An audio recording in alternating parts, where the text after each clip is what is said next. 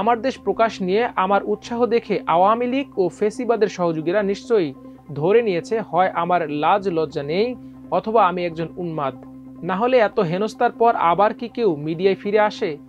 কিন্তু ওরা জানে না এক সুনির্দিষ্ট লক্ষ্য নিয়েই আমি ভিন্ন পেশা থেকে 18 বছর আগে মিডিয়া এসেছিলাম। আমার একাধিক লেখায় উল্লেখ করেছি স্বাধীনতা উত্তর বাংলাদেশে ভারতীয় স্বার্থের অনুপ্রবেশ ঘটেছিল প্রধানত সাংস্কৃতিক জগৎ ও মিডিয়ার মাধ্যমে।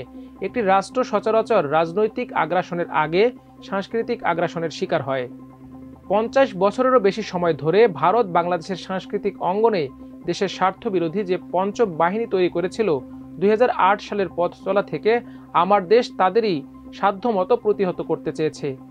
যেহেতু সেই সাংস্কৃতিক লড়াই জুলাই বিপ্লব পরবর্তী বাংলাদেশেও চলমান, তাই আমার দেশ এখনও সমভাবে প্রাসঙ্গিক এবং দেশের স্বাধীনতা রক্ষার এক শক্তিশালী হাতিয়ার। 90% মুসলমানের দেশে ফেসিবাদের দালাল গোষ্ঠী আমার দেশের জাতীয়তাবাদী ও ইসলামিক বয়ানকে প্রচণ্ডভাবে ভয় পায়। আমাদের 6 মাসের অপ্রত্যাশিত সাফল্যে তারা স্বাভাবিকভাবেই যার পরনাই হতাশ ও ক্রুদ্ধ হয়েছে।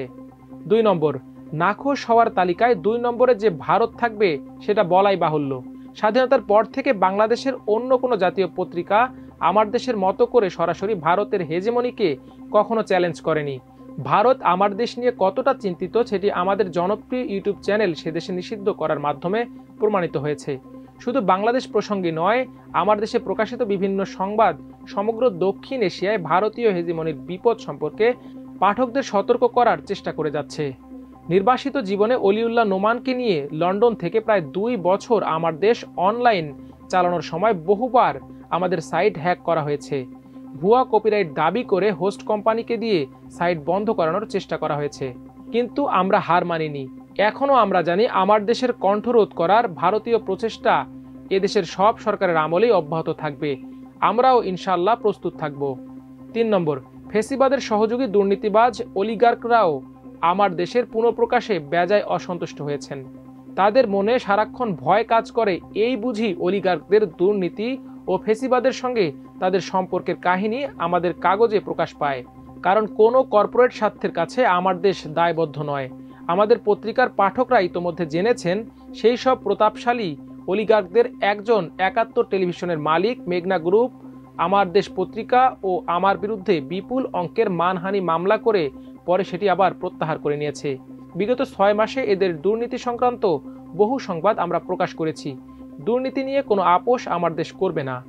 4 নম্বর, শাহবাগী মিডিয়া ও সুশীল সমাজ যে আমার দেশ প্রকাশিত হওয়ায় বেজায় নাখোশ হয়েছে সেই তথ্য বুদ্ধিমান পাঠককে জানানোর তেমন প্রয়োজন পড়ে না।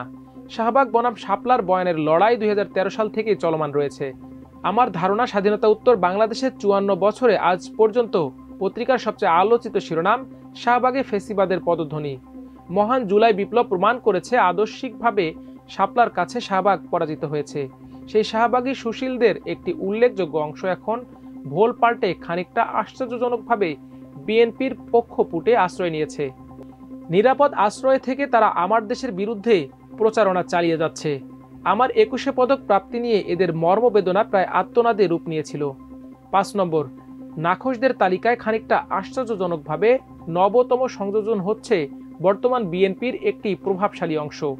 জুলাই বিপ্লবের মহান শহীদ ওয়াসিমের ছবি ছাপানোর ইস্যুকে ব্যবহার করে বিএনপির উপরোক্ত অংশটি অত্যন্ত সুপরিকল্পিতভাবে আমার দেশ পত্রিকা পুনঃপ্রকাশের প্রথম দিন থেকেই বয়কটের ডাক দিয়ে রেখেছে। আমার দেশের ফিরে আসায় আওয়ামী লীগের পরিবর্তে বিএনপির এই অংশের প্রকাশ্য গাত্রদাহ আসলেই বিস্ময়কর। তদুপরি ভারতীয় আধিপত্যবাদ এবং ইসলাম প্রশ্নে আমাদের সম্পাদকীয় নীতির সঙ্গে বাংলাদেশের বৃহৎ দলটির বর্তমান রাজনৈতিক অবস্থানের দৃশ্যমান দূরত্ব তৈরি হয়েছে। জনগণের দুর্ভোগ সৃষ্টি করে ঢাকা দক্ষিণের মেয়র পদের সাম্প্রতিক অযৌক্তিক আন্দোলন চলাকালে আমার দেশ বস্তুনিষ্ঠ সংবাদ প্রকাশ করায় বিএনপি সম্ভবত আরও ক্ষিপ্ত হয়েছে। মেয়র পদের দাবিদার ইশরাক হোসেন ভয়ঙ্কর রাগান্বিত হয়ে তার ফেসবুকে আমাদের পত্রিকাকে ফালতু ঠোঙ্গা বানানোর কাগজ প্রভৃতি বলে গালমন্দ করেছেন। পোস্টে তিনি প্রকারান্তে এটাও বলার চেষ্টা করেছেন আমার দেশ আবার প্রকাশিত না হওয়াটাই ভালো ছিল। ইশরাকের পোস্ট পড়ে আমার অনেক আগে শোনা এক কৌতুকের কথা মনে হলো। 2 পড়শির মধ্যে বেজায় মন কষাকষি। এক পড়শির ছেলে বুয়েটে ভর্তি হয়েছে শুনে অন্য পড়শির মন মেজাজ খারাপ, তো সেই ঝগড়াটে মহিলা অভিশাপ দিচ্ছেন, তিনি বললেন, ওই ছেলে পাশ করতে পারবে না, ভাগ্যক্রমে পাশ করলেও কোথাও চাকরি পাবে না, আর যদি কেউ ভুল করে তাকে চাকরিও দেয় তো কিছুতেই বেতন পাবে না। বেতন পেলেও কোনো লাভ নেই, কারণ যে টাকা বেতন দেবে সেই টাকা অচল, বাজারে চলবে না।